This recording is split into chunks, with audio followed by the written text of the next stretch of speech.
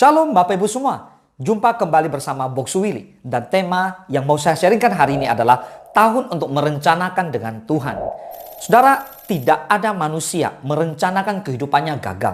Tapi terlalu banyak manusia gagal menyusun rencana yang baik untuk hidup berhasil, hidup sukses, hidup diberkati bersama dengan Tuhan Yesus.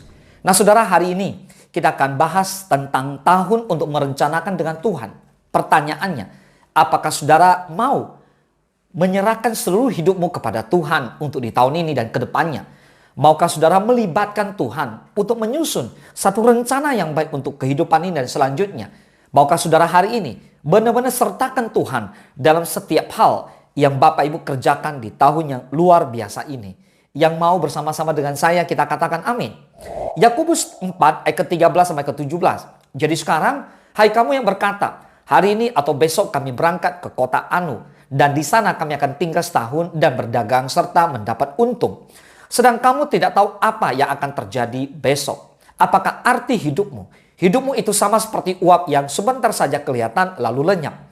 Sebenarnya kami harus berkata, jika Tuhan menghendakinya, kami akan hidup dan berbuat ini dan itu. Tetapi sekarang kamu memegahkan diri dalam congkakmu, dan semua kemegahan yang demikian adalah salah. Jadi jika seorang tahu bagaimana ia harus berbuat baik, tetapi ia tidak melakukannya, ia berdosa. Katakan amin. Semua orang melakukan perencanaan. Namun tidak semua orang mampu menyusun rencana secara efektif. Kita pun sama. Kita pun kerap mendengarkan perkataan ini. Gagal merencanakan adalah merencanakan untuk gagal. Nah kalau demikian, berarti perencanaan persoalan yang begitu amat penting. Lalu pertanyaannya muncul. Bagaimana hal ini dipandang dalam iman kekristenan? Yakobus mencontohkan perencanaan seorang pedagang yang congkak.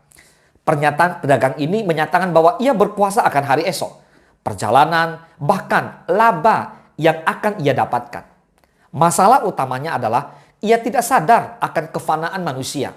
Kata uap menggambarkan sesuatu yang tidak tinggal tetap, melainkan hanya hadir dalam hitungan detik saja, dan selanjutnya tidak kelihatan lagi. Hati-hati. Maksudnya kehidupan manusia itu datang dan pergi secara tidak terduga. Ada yang terlihat sehat hari ini, ternyata besoknya meninggal. Ada yang sakit-sakitan hari ini, namun ajal tidak kunjung menjemput. Dia sehat-sehat saja, ternyata dia hidup umur panjang, pada kelihatannya sakit-sakitan. Jadi kita tidak dapat menyusun rencana secara congkak atau sombong. Dalam terjemahan Alkitab versi King James, kecongkakan semacam itu dikecam sebagai kejahatan di ayat ke-16 tadi. Mungkin kita berpikir begini, kemampuan atau pengalaman yang kita miliki akan memungkinkan kita meraih sukses dalam pekerjaan dan mengalami taraf hidup yang lebih baik. Jadi kita sombong, kita merasa sepertinya tidak perlu mengandalkan Tuhan. Tetapi bagaimanakah sikap kita bila perencanaan itu gagal? Apakah kita sambil bersungut-sungut dan berkata, okelah Tuhan, jadilah kehendak-Mu. Ataukah dengan lega dan secara sadar dan bertobat kita berkata, jadilah kehendak-Mu ya Tuhan. Dua hal yang berbeda. Nah hal ini menunjukkan apakah kita memperhitungkan Allah dalam perencanaan kita atau tidak. Catat baik-baik. Menyusun rencana dalam iman berarti menyusun rencana dengan mengandalkan penyertaan Tuhan. Apa itu iman? Iman adalah dasar dari segala sesuatu yang kita harapkan dan bukti dari segala sesuatu yang tidak kita lihat. Bukti dari segala sesuatu yang tidak kita lihat. Belum kita lihat, tapi kita percaya suatu hari bisa terjadi. Dasar dari segala sesuatu yang kita harapkan. Artinya, iman itu kita harapkan terjadi pada suatu hari nanti. Makanya perlu perencanaan. Ketika kita merencanakan, maka kita beriman. Kita doakan apa yang kita rencanakan itu. Lalu kita rencanakan dengan baik-baik dan kita kerjakan. Apapun yang sudah kita doakan, mari kita perjuangkan di dalam Tuhan. Nah saudara, tahun ini adalah tahun yang luar biasa.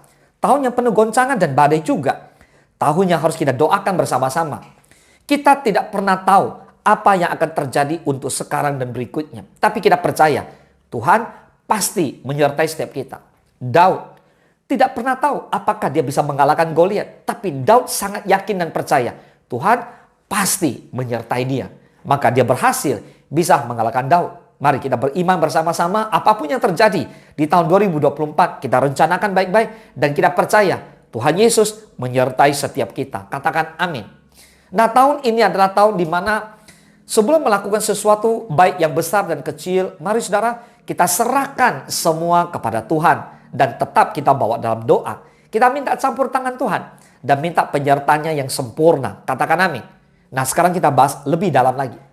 Manusia siapakah yang tidak mempunyai rencana dalam hidupnya? Coba bisa jawab. Pasti semua memiliki rencana dalam hidupnya. Saudara harus tahu begini, perencanaan adalah hal penting dalam menjalani sebuah kehidupan.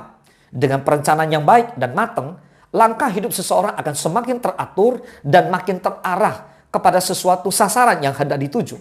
Sama seperti seseorang sedang bercermin. Ketika saudara bercermin, saudara sedang memperhatikan apakah wajahmu beres, seperti seorang wanita sedang bersolek, menggaris alis mata atau berdandan. Lalu dia perhatikan apakah sudah beres, sudah rapi belum. Jika hari ini kita jadikan firman Tuhan seperti cermin kita. Seperti Yakobus mengatakan, orang yang bercermin belum lakukan apa-apa udah pergi. Hari ini mari kita lihat cermin dan kita jadikan firman Tuhan adalah cerminan kita. Apapun yang salah dari hidup kita di tahun-tahun sebelumnya mari kita perbaiki. Apapun yang kita rencanakan dengan baik-baik. Lalu kita perhatikan apakah manusia roh kita atau wajah rohani kita pun sudah siap untuk memulai sesuatu yang baru. Jika ya, mari kita go ahead, kita lakukan, kita gas kawan. Supaya apa? Kehidupan tahun 2024 kita jadi terang, jadi bukti, jadi saksi bagi kemuliaan Tuhan. Katakan amin. Hidup yang terencana adalah bukti bahwa seseorang sangat menghargai waktu dan semua potensi yang Tuhan berikan. So firman Tuhan hari ini mengajarkan kita sebagai orang yang percaya, ketika mempunyai perencanaan dalam hidup, kita jangan pernah sedetik pun melupakan Tuhan dalam perencanaan. Catat baik-baik, jangan pernah sedetik pun melupakan Tuhan dalam perencanaan. Mengapa? Karena hanyalah Tuhan satu-satunya sumber berkat dari setiap perencanaan dalam mencapai keberhasilan yang kita inginkan. Amsal 19 ayat ke-21. Banyaklah rancangan di hati manusia, tetapi keputusan Tuhanlah yang terlaksana. Boleh katakan amin? Artinya manusia boleh rencana, tapi Tuhan yang menentukan. Jadi perencanaan untuk mencapai keberhasilan atau kesuksesan, bila kita mengandalkan Tuhan, yakinlah bahwa kita akan mendapatkan yang terbaik dari Tuhan. Lalu Amsal 16 ayat ke-9 dikatakan, hati manusia memikir-mikirkan jalannya, tetapi Tuhanlah yang menentukan arah langkahnya. Memang benar, untuk mencapai keberhasilan banyak masalah hidup yang menjadi penghalang. Tetapi ingatlah bahwa Tuhan tidak pernah memberikan suatu masalah melebihi batas kemampuan kita. Yakinlah dan berserulah kepada Tuhan melalui doa. Ketahuilah, kuasa doa mampu memberikan mujizat bagi setiap orang yang percaya. Katakan amin.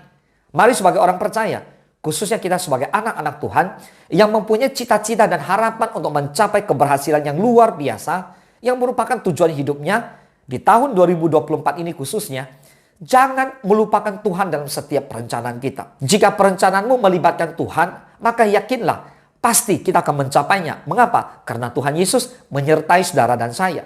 So pastikan rencana yang kita buat adalah sesuai dengan kehendaknya. Itu yang paling penting. Biar kehendak Tuhan yang kita lakukan. Amin. Masuklah dalam rencana Tuhan. Nah, kunci penting untuk kita tetap berada dalam rencana Tuhan adalah berkomitmen dengan sungguh-sungguh. Ingat, libatkan Tuhan dalam setiap rencana kita dan dalam segala aspek kehidupan kita. Kita perlu komitmen. Maka kita harus berkomitmen untuk mau mengerjakannya apapun tantangan yang harus kita hadapi. So hadapilah dengan iman, hadapilah dengan doa, hadapilah semua tantangan yang terjadi di tahun yang luar biasa ini. Rencanakan bersama-sama dengan Tuhan, libatkan Tuhan dalam segenap kehidupan kita. Ingat, firman Tuhan berkata di Amsal 23 ayat ke-18, karena masa depan sungguh ada dan harapanmu tidak akan hilang. Orang yang tahu bahwa masa depannya sungguh ada, maka dia rencanakan masa depannya baik-baik bersama Tuhan. Dan harapannya tidak pernah akan hilang. Mengapa? Karena semua ada di tangan Tuhan. Baiklah, biar Tuhan Yesus yang terus menyertai saudara dan saya di tahun yang luar biasa ini. Tuhan Yesus memberkati.